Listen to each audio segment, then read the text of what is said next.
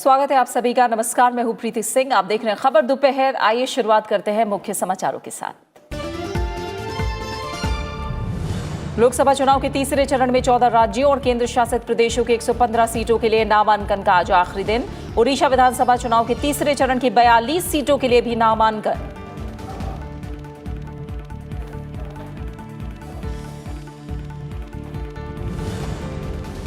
Road show के बाद Wayanad seat से कांग्रेस अध्यक्ष ने भरा पर्चा। पार्टी महासचिव प्रियंका गांधी समेत कई वरिष्ठ नेता मौजूद। महाराष्ट्र के नागपुर में भी राहुल गांधी करेंगे रैली।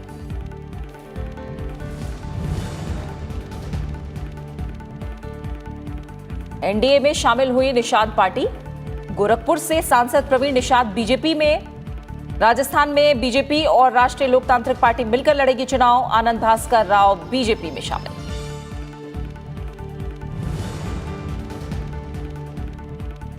आरबीआई ने की रेपो रेट में 25 बेसिस पॉइंट्स की कटौती।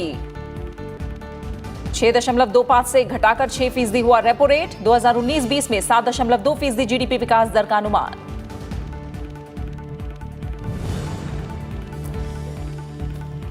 प्रधानमंत्री नरेंद्र मोदी होंगे संयुक्त अरब अमीर के जायद मेडल से सम्मानित। क्राउन प्रिंस और संयुक्त अरब अमीरात सशस्त्र बल के deputy supreme commander Sheikh Mohammed bin Zayed ने ट्वीट करके दी जानकारी।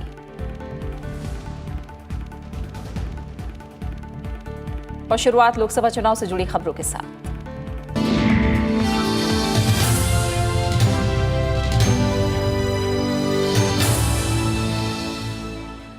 लोकसभा चुनाव के तीसरे चरण के लिए 23 अप्रैल को 14 राज्यों और केंद्र शासित प्रदेशों में 115 निर्वाचन क्षेत्रों में वोट डाले जाएंगे। तीसरे चरण के लिए नामांकन भरने की आज आखिरी तारीख है।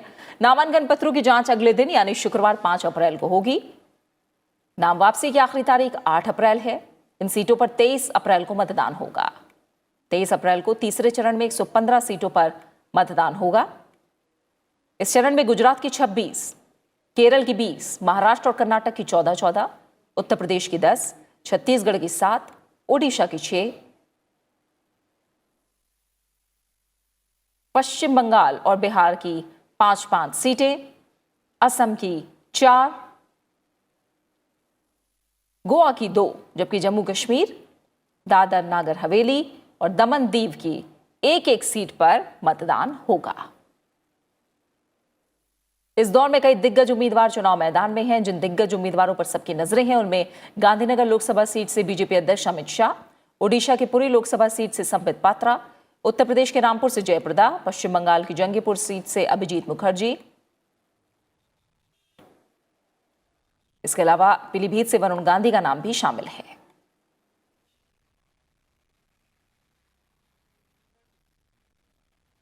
केरल में लोकसभा की सभी 20 सीटों के लिए तीसरे दौर में 23 अप्रैल को मतदान होना है और यहां भी आज नामांकन का आखिरी दिन है। कांग्रेस अध्यक्ष राहुल गांधी आज केरल के वायनाड सीट से नामांकन उन्होंने दाखिल किया। राहुल गांधी इस बार अमेठी के साथ साथ वायनाड से भी चुनावी मैदान में हैं। इस मौके पर पार्टी के कई वरिष्ठ नेता भी मौजूद थे। राहुल गांधी ने नामांकन दाखिल करने के बाद रोड शो भी किया।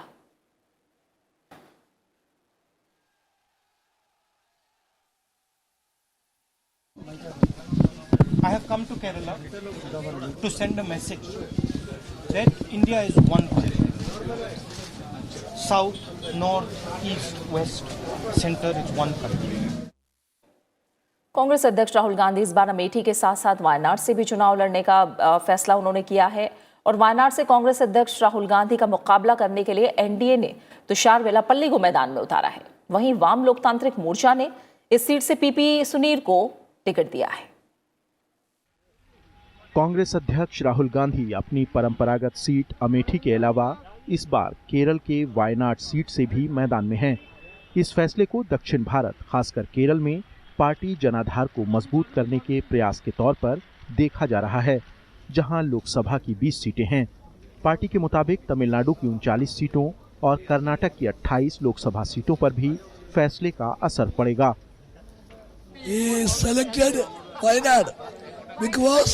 All the 3 states, the nearby, in Wayanad, next the one side Tamil Nadu, the other side Karnataka. So actually represents all the 3 southern states. Wayanad भौगोलिक रूप से तमिलनाडु के नीलगिरी और कर्नाटक के मैसूर को जोड़ता है। ये सीट कांग्रेस का गढ़ रही है। पार्टी इस सीट से जीत को लेकर आश्वस्त है। वायनाड लोकसभा सीट 2009 में अस्तित्व में आई, तब से यहां 2 बार आम चुनाव हुए हैं और दोनों ही बार कांग्रेस को इस सीट से जीत मिली है। लिहाजा कांग्रेस इस सीट को खुद के लिए अभेद्य मान रही है। मैं नहीं समझता कि संभावना के ऊपर किसी का कोई आशंका एक लेश मात्र भी है। सब जानते हैं परिणाम क्या होने वाला है और उस जानने के कारण ही ये सब घबराहट देख रहे हैं आप। वायनाड से बीजेपी ने तुषार वेलापल्ली को मैदान में उतारा है, जो भारत धर्म जनसेना यानी बीडीजेएस के नेता हैं। बीजेपी कह रही है कि अमेठी में हार के डर से राहुल गांधी ने वायनाड का रुख किया है। वो आज वायनाड में क्या बतलाएंगे वहाँ की जनता को। वायनाड की जनता को तो मैं सचेत करना चाहती हूँ कि अगर सांसद के रूप में राहुल गांधी की क्षमता को देखना है तो आकर कभी अमेठी की बदहाली देखिए। वो व्यक्ति जो 15 साल तक अमेठी को छलता रहा, अब आपके आंगन में आया है आपको छलने। वहीं वाम दलों ने भी राहुल गांधी के वायनाड से चुनाव लड़ने के फैसले पर सवाल उठाए हैं। Choosing a place where the BJP is not the threat, but the main contest in Kerala for decades has been between the LDF and the UDF. So targeting in this situation to defeat the LDF rather than the BJP, what is the signal that the Congress wishes to give? Amethi संसदीय क्षेत्र से राहुल गांधी 3 बार 2004, 2009 और 2014 में सांसद रहे हैं। पिछले लोकसभा चुनाव में कांग्रेस अध्यक्ष ने अमेठी से जीत तो दर्ज की थी, लेकिन जीत का अंतर 2009 के मुकाबले काफी कम रहा। राहुल गांधी ने 2009 में जहां अमेठी से 3,70,000 वोटों के अंतर से जीत दर्ज की थी, वहीं 2014 के चुनाव में जीत का अंतर घटकर 1,07,000 हो गया था। मोहम्मद फातेह टीपू, राज्यसभा टीवी। केरल से कांग्रेस अध्यक्ष राहुल गांधी महाराष्ट्र के 2 दिवसीय दौरे पर रवाना होंगे। कांग्रेस अध्यक्ष महाराष्ट्र के 2 दिवसीय दौरे के दौरान 3 चुनावी रैलियां करेंगे और पुणे में छात्रों के साथ बातचीत करेंगे। राहुल पार्टी उम्मीदवार नाना पटोले के पक्ष में नागपुर में रैली करेंगे। फिर कल वो पुणे में भारतीय विद्यापीठ परिसर में छात्रों के साथ संवाद करेंगे और इसके बाद राहुल गांधी चंद्रपुर और वर्धा में 2 रैलियों में हिस्सा लेंगे। समाजवादी पार्टी से हाल ही में रिश्ता तोड़ने वाली निषाद पार्टी उत्तर प्रदेश में बीजेपी के साथ आ गई है। उत्तर प्रदेश में निषाद पार्टी का बीजेपी से गठबंधन हो गया है। गोरखपुर में सांसद प्रवीण निषाद बीजेपी में शामिल हो गए हैं।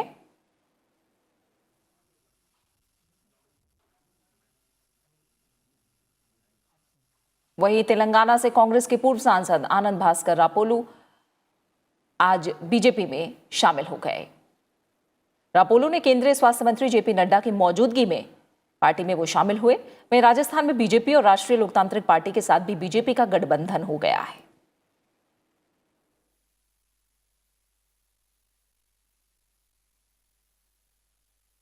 उत्तर प्रदेश के बुलंदशहर में आज बीजेपी के वरिष्ठ नेता और केंद्रीय मंत्री राजनाथ सिंह ने रैली की। कांग्रेस पर निशाना साधते हुए उन्होंने कहा कि केंद्र की मोदी सरकार पर कोई भ्रष्टाचार का आरोप नहीं लगा सकता।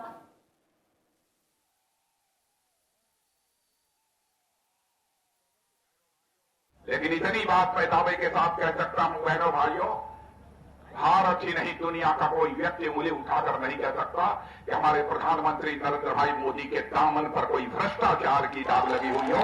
यह कोई नहीं है।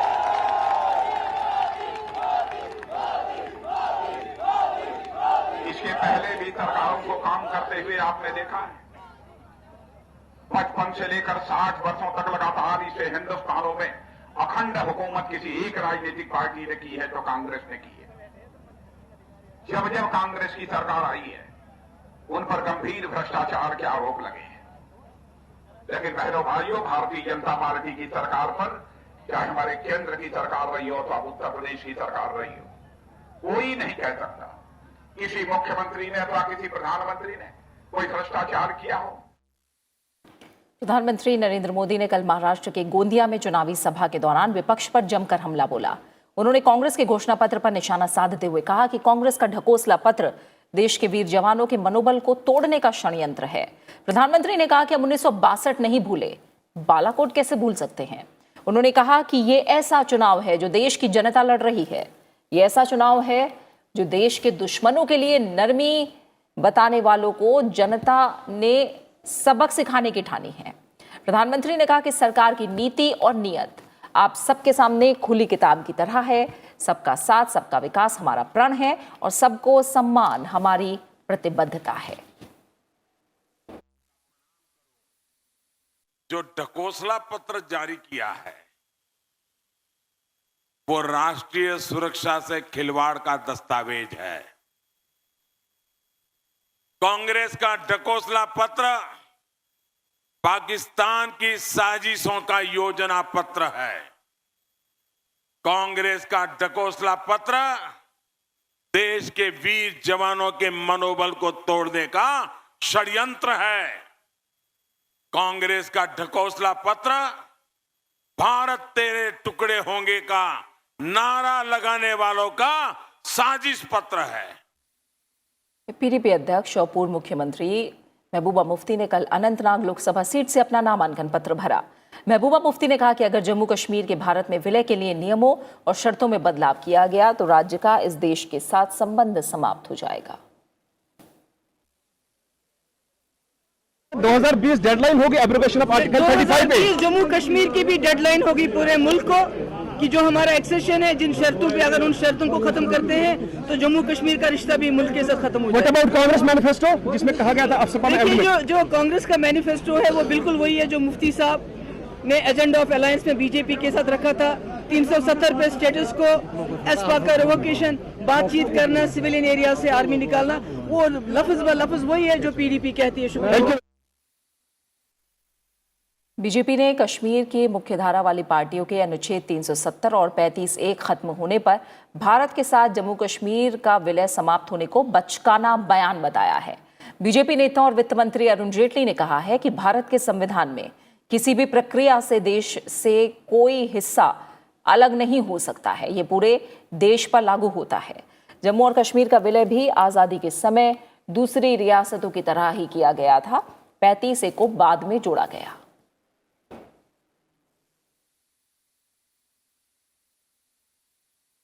जब आजादी मिली तो 35(1) की कल्पना नहीं थी। जब संविधान आया तो 35(1) की कल्पना नहीं थी। जब शेख साहब को हटाया गया 1953 में और बख्शी गुलाम मोहम्मद मुख्यमंत्री बने तो 35(1) की कोई कल्पना नहीं थी। तो 35(1) तो 1954 में आया। तो 1954 में आया हुआ प्रावधान 1947 के अक्टूबर के एक्सेशन में कैसे प्री कंडीशन बन सकता है? कांग्रेस ने लोकसभा चुनाव के लिए 11 उम्मीदवारों की एक और सूची जारी की है। इसमें गुजरात के लिए 6 जबकि पश्चिम बंगाल के लिए 4 उम्मीदवारों के नामों का ऐलान किया गया है। कांग्रेस ने गुजरात की गांधीनगर लोकसभा सीट पर बीजेपी अध्यक्ष अमित शाह के खिलाफ अपने विधायक सीजे चावड़ा को चुनाव मैदान में उतारने के साथ 9 उम्मीदवारों की भी घोषणा की है। वहीं पार्टी ने कल 6 और उम्मीदवारों के नामों का ऐलान किया था। बनासकांठा लोकसभा सीट से पार्थिभाई भाटोल को टिकट दिया गया है। साबरकांठा से राजेंद्र ठाकुर, अमरेली लोकसभा सीट से परेश धानानी और भावनगर सीट से मनहर पटेल को टिकट मिला है। वहीं खेड़ा लोकसभा सीट से विमल शाह को मैदान में उतारा गया है। सूरत से अशोक अधेवदा और को टिकट मिला है और कांग्रेस ने अब तक गुजरात में लोकसभा की 26 में से 24 सीटों पर उम्मीदवारों की घोषणा कर दी है। यहां नामांकन दाखिल करने की आखिरी तारीख 4 अप्रैल है। कांग्रेस ने पश्चिम बंगाल की 4 लोकसभा सीटों के लिए भी प्रत्याशियों की सूची जारी की है। इनमें कोलकाता उत्तर से सैयद शाही इमाम, तामलुक से डॉक्टर लक्ष्मण चंद्र सेठ, घाटल से मोहम्मद सैफुल्ला और आसनसोल से विश्वरूप मंडल उम्मीदवार बनाए गए हैं।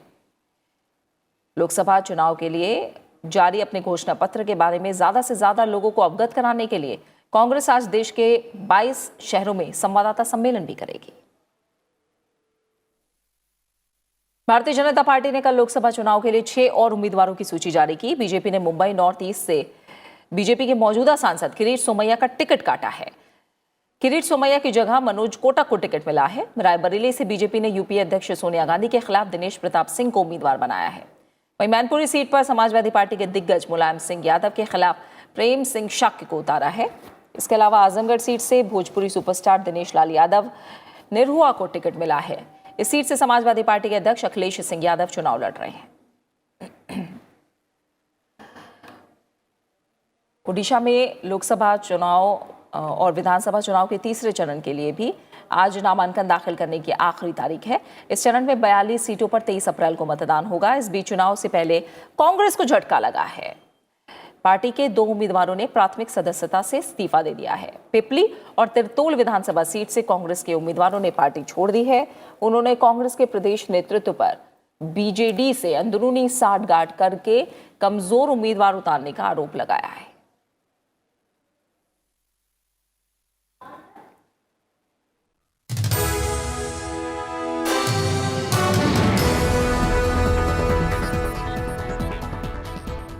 और अब बात चुनाव स्पेशल की। केंद्रीय मंत्री और पाटलिपुत्र से बीजेपी उम्मीदवार रामकृपाल यादव मैदान में हैं।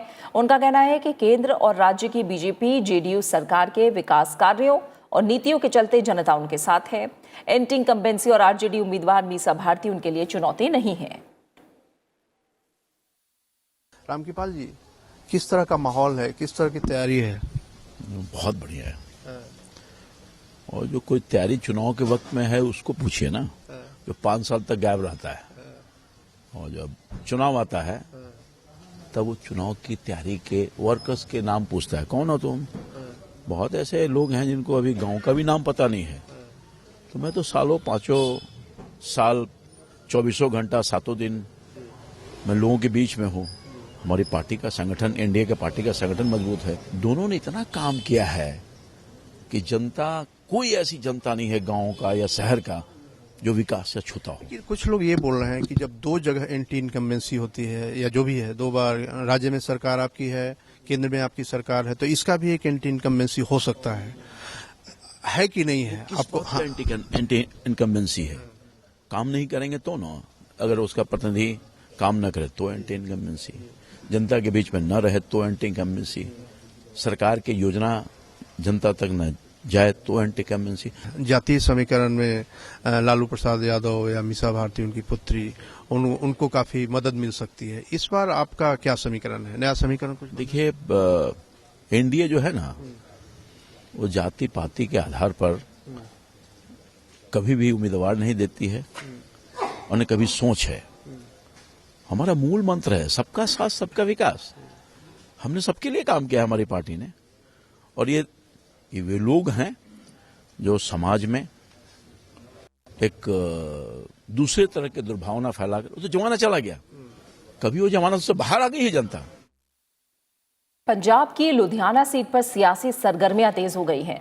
2014 में देश में मोदी लहर के बावजूद यहां बीजेपी अकाली दल की गठबंधन यहां पर तीसरे पायदान पर रहा था और इस बार गठबंधन की कोशिश कांग्रेस और आम आदमी पार्टी को पछाड़कर लुधियाना सीट पर कब्जा करने की है।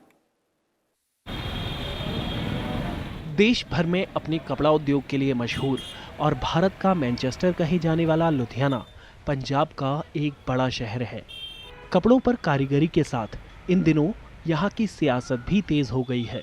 कांग्रेस ने इस सीट पर 2014 में जीत हासिल की थी। लुधियाना में पिछले 2 लोकसभा चुनाव जीत चुकी कांग्रेस यहाँ पर हैट्रिक लगाने की कोशिश में है। लुधियाना में हमारे जो मेंबर पार्लियामेंट रमनीत सिंह बिट्टू रहे, ये एक बड़े जमीनी स्तर के नरम स्वभाव के व्यक्ति है। इनके दादाजी बेन सिंह जी पंजाब के मुख्यमंत्री रहे। लुधियाना शहरी सिटी है, बड़ा सिटी है यहाँ का। तो बिट्टू जी ने यहाँ ये हाईवे के जो काम चल रहे, इसके बहुत जोर लगाने के बाद शुरू हुए काम। पिछले चुनाव में कांग्रेस उम्मीदवार रवनीत सिंह बिट्टू ने यहां से आम आदमी पार्टी प्रत्याशी हरविंदर सिंह फुल्का को हराया था। अकाली दल का कहना है कि पंजाब सरकार और मौजूदा सांसद को लेकर लोगों की नाराजगी की वजह से जनता इस बार उन्हें मौका देगी। वहीं आम आदमी पार्टी लुधियाना से नए चेहरे को तलाश कर रही है। जो लुधियाना की सीट है, श्रोमणी अकाली दल भारतीय जनता पार्टी का जो कैंडिडेट होगा बहुत शान से, बहुत अच्छे मार्जिन से जीतेगा। क्योंकि जो जहां से कांग्रेस के जो उम्मीदवार जो जीते हुए हैं पहले, रवनीत सिंह जी बिट्टू, 5 साल पहले उन्होंने बहुत से वादे किए थे लोगों के साथ, एक भी पूरा नहीं कर पाए। इसी तरह से उनकी सरकार जो 2 साल पहले बनी है, उसने बहुत से बड़े वादे किए थे लोगों के साथ, वो भी एक भी पूरा नहीं कर पाए। 2014-17 का और 19 का काफ़ी डिफरेंस आ चुका है। तब पार्टी की बड़ी अच्छी वेव थी, वेव अब भी है, बट हम पार्टी के जो कुछ हमारे जो लीडर साहिबान थे, उनकी गलतियों के कारण अब थोड़ा सा हम कह सकते हैं भी थोड़ा सा डाउन आए हैं। ऑल ओवर हम बड़े अच्छे मजबूत हैं और अच्छी फाइट देंगे। लुधियाना की जनता अपने जनप्रतिनिधियों और सरकार से नाखुश नजर आ रही है और उन पर बुनियादी मुद्दों की अनदेखी का आरोप लगा रही है। जब भी इलेक्शन आते हैं सभी राजनेता तभी घर से निकलते हैं, तभी लोगों से जो पुराने वादे किए हैं, ठीक है, लोग भी नहीं पूछते हैं कि आपने जो पुराने वादे किए थे आप किस मुंह से वोट मांगने आ गए हो। पुराने जो हम आपने वादे किए थे वो अब तक क्यों नहीं पूरे हुए। ਡਿਵੈਲਪਮੈਂਟ ਹੋਣੀ ਚਾਹੀਦੀ ਹੈ, ਸਭ ਕੁਝ ਲੋਕਾਂ ਦੀ ਗਰੀਬਾਂ ਦੇ ਸੁਣਨੀ ਚਾਹੀਦੀ ਗੱਲਬਾਤ ਜਿਹੜੀ ਹੈ। ਟਾਈਮ ਤੇ ਆਉਂਦੇ ਨੇ ਕਿ ਜਦ ਮੁੜ ਕੇ ਕੋਈ ਆਉਂਦਾ ਹੀ ਨਹੀਂ ਹੈਗਾ, ਕੋਈ ਵਾਪਸ ਇੱਥੇ ਕੋਈ ਪੁੱਛਦਾ ਹੀ ਨਹੀਂ ਹੈਗਾ ਵੀ ਕਿੱਥੇ ਹੈਗੇ ਕਿੱਥੇ नहीं। लुधियाना में 7वें और आखिरी चरण में मतदान होना है। इस चुनाव में बीजेपी और अकाली दल इस बार कोई कसर नहीं छोड़ना चाहते हैं। वहीं कांग्रेस के सामने चुनौती अपने किले को बचाए रखने की है। अपने मजबूत गढ़ लुधियाना में कांग्रेस अपने प्रदर्शन को दोहराना चाहेगी, वहीं दूसरी पार्टियों के सामने अपनी खोई हुई जमीन को वापस पाने की चुनौती है। ऐसे में यह मुकाबला कड़ा और नतीजे दिलचस्प हो सकते हैं। कैमरामैन संतोष के साथ नवविक्रम सिंह, राज्यसभा टीवी, लुधियाना। पहाड़ी प्रदेश उत्तराखंड में शुरू से ही देश की सीमाओं की रक्षा करने के लिए युवाओं की फौज में जाने की ललक रहती है। इस इलाके में पूर्व सैनिकों की संख्या अधिक होने के कारण हर दल उन्हें अपनी तरफ खींचने की कोशिश करता है। इस बार के चुनाव में भी पूर्व सैनिकों का कल्याण चुनावी मुद्दा है।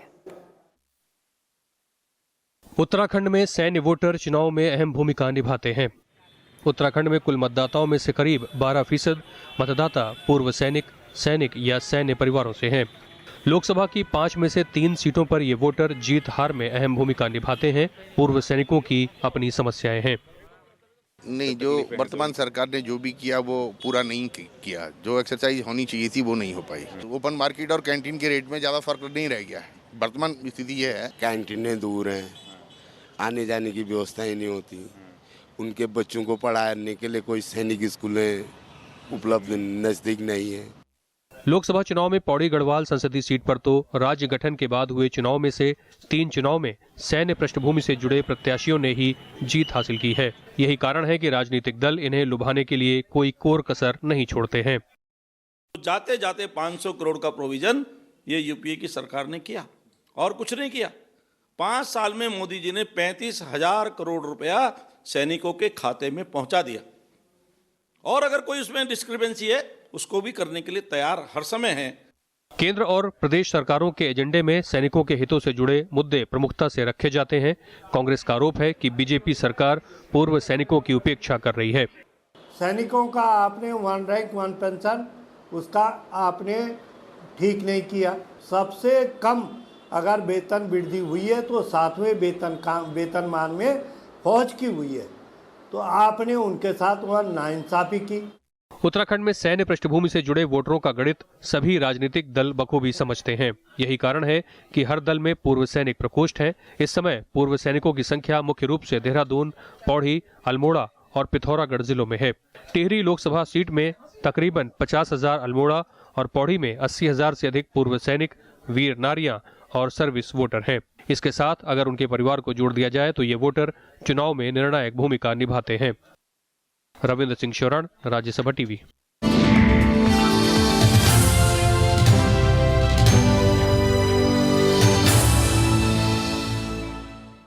और अब बात कुछ और अहम खबरों की। संयुक्त अरब अमीर ने प्रधानमंत्री नरेंद्र मोदी को जायद मेडल से सम्मानित किया है। ये बात आबू धाबी के क्राउन प्रिंस और संयुक्त अरब अमीरात सशस्त्र बल के deputy supreme commander Sheikh Mohammed bin Zayed ने ट्वीट करके कही है। उन्होंने ट्वीट करके कहा कि भारत के साथ हमारे ऐतिहासिक और रणनीतिक संबंध हैं। मेरे प्रिय मित्र प्रधानमंत्री नरेंद्र मोदी की निर्णायक भूमिका से इस रिश्ते को और बढ़ावा मिला है।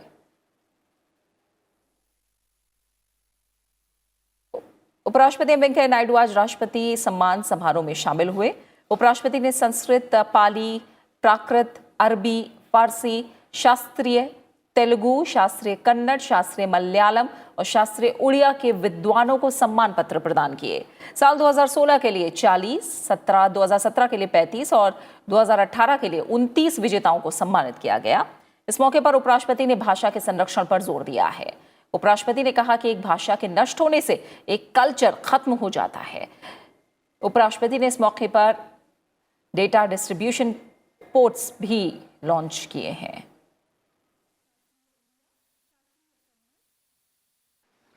भारतीय परंपरा में माना गया है कि सृष्टि का निर्माण ही शब्दनाद से हुई है।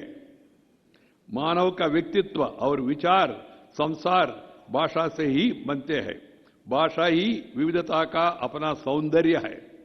भाषाओं के उपवन में ही विचारों और अभिव्यक्ति के फूल खिलते हैं। किसी भाषा के समाप्त होने के साथ एक संस्कृति, उसका संस्कार, बोध विलुप्त होता है। मानव चेतना की विकास श्रृंखला में एक अपूर्णनीय रिक्तता आती है। यदि हम विदेशी भाषाओं सीख सकते हैं तो हम भारतीय भाषाओं को कहीं आसानी से सीख सकते हैं। उनके समृद्ध साहित्य को आसानी से समझ सकते हैं। साहित्य अकादमी, नेशनल बुक ट्रस्ट जैसी संस्थाओं की विभिन्न भारतीय भाषाओं के श्रेष्ठ साहित्य का सरल सुगम अनुवाद उपलब्ध कराना चाहिए। रिजर्व बैंक की 6 सदस्यीय मौद्रिक नीति समिति ने वित्त वर्ष 2019-20 की पहली द्विमासिक मौद्रिक समीक्षा के दौरान रेपो रेट में 25 बेसिस पॉइंट्स की कटौती का फैसला किया है। इसके साथ ही अब रेपो रेट 6.25% से घटकर 6% हो गया है। रेपो रेट ब्याज की वो दर होती है जिस पर रिजर्व बैंक बैंकों को फंड मुहैया कराता है।